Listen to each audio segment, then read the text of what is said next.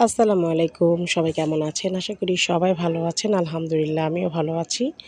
তো হুট করে আজকে কেরানীগঞ্জে যাওয়া হচ্ছে। একটা জরুরি কাজ ছিল। ছোট বোনেরও শরীর ভালো না।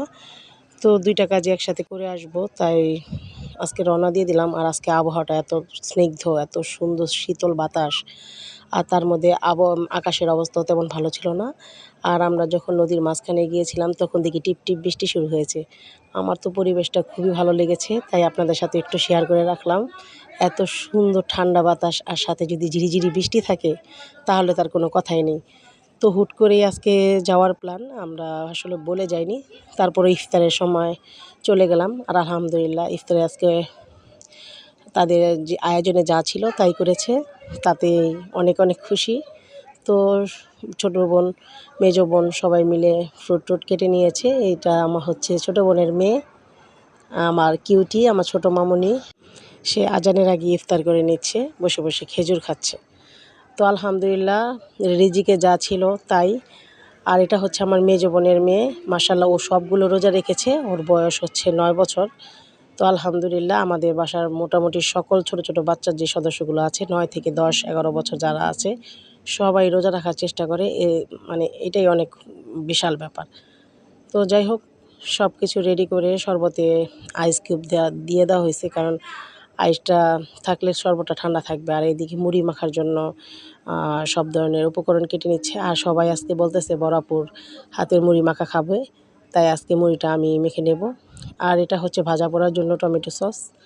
তো সবগুলো উপকরণ আমরা একসাথে নিয়ে ইফতারের জন্য অপেক্ষা করতেছি। আর এই টুনটুনি পাখির খাবারটা দেখতেছি সে তো ওয়েট করতেছে না আজানের। তো সবাই আমরা আজানের জন্য ওয়েট করতেছি। আর পরিবারের সাথে ১ম ইফতার। সবাই একসাথে বসে ইফতার করার মজাই আলাদা। এটা সবসময় আমি বলি যে একা, একা ইফতার করার চাইতে সবসময় চেষ্টা করবেন বেশি, বেশি মানুষ একসাথে ইফতার করতে। আর যখনই আমি আমার মায়ের বাসায় চলে আসি তখনই কিন্তু মায়ের বাসায় বলতে বোনের বাসায়, মায়ের বাসায় যেখানে যাই আমরা সবাই একসাথে ইফতার করি।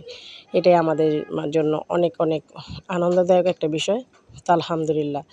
তো সব কিছু গোছানোর পরে এই তো মুড়ি মাখার জন্য আমরা মসল্লা রেডি করে ফেলছি। আর কে কী মনে করেন জানি না। আমি সবসময় মুড়ি মাখার সাথে কিন্তু জিলাপি খাই।